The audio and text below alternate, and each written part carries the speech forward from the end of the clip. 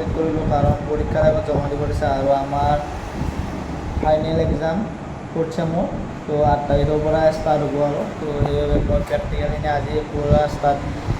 আজি লিখা কমপ্লিট হৈ গ'ল প্ৰেক্টিকেলখিনি আৰু সেইকাৰণে আজি মই লিখা কামখিনি কৰি থাকোঁতে গ'ল আৰু এতিয়া মই আছোঁ দোকানত বহি কাৰণ দেউতাহঁতে অফিচ কৰিব গ'ল দেউতা মা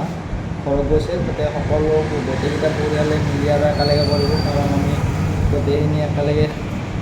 চাচা খাইছোঁ যিহেতুকে তাতেই দিয়ে সকলোৱে ঘৰতে আৰু তাতে সেইবিলাক কৰিব গৈছে সেইকাৰণে মই দোকানখন ৰখি আছোঁ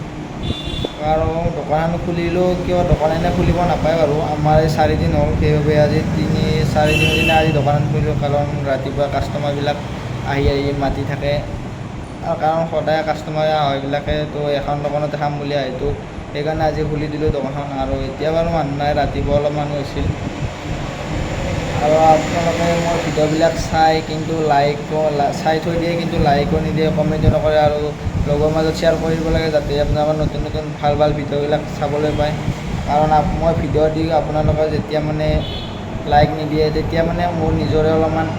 মানে ভাল নালাগে আৰু যে মোৰ ভিডিঅ'ত মানে ভিউজে নাহে আৰু লাইকো নাপাওঁ সেইকাৰণে অলপ ভাল নালাগে আৰু সেইকাৰণে মই আৰুতো কাৰণ মোৰ ভিডিঅ' ডেইলি দিয়া নাযায় কাৰণ এটাই কাৰণ মই ডিউটিত গ'লে মানে নিজৰে মানে টাইম নাপাওঁ আৰু মানে কাম কেনেকৈ ঘূৰিব থাকিব লাগে আপোনালোকে গম পায়ে কেনেকুৱা কি কৰিব লাগে তো ঘূৰি থাকোঁতেই যায় দিনটো আনকি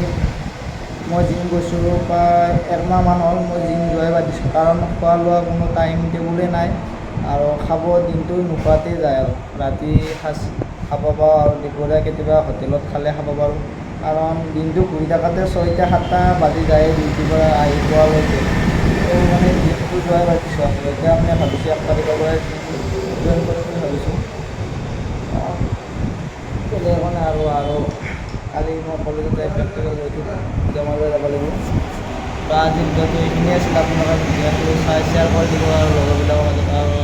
লাইক কমেণ্ট কৰি দিব তো আজিলৈ বাই বাই আপোনালোকে কথাখিনি মোৰ কাৰণে বেয়া নাপাব আৰু